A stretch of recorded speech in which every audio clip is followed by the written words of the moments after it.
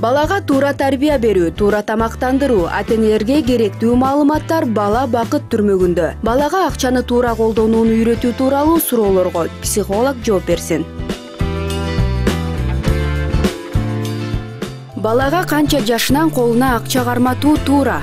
Алдын ала балага акча карматуудун алдын ала аны үйрөтүш керек.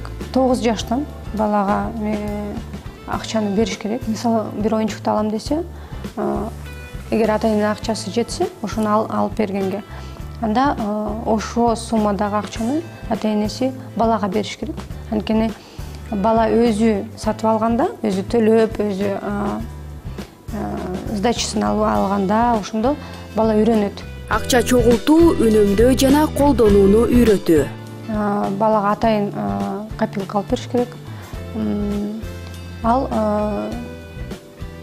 бир жуманын ичинде ата-энеси бир сумма акча берсе, ошону туура колдонуп, бала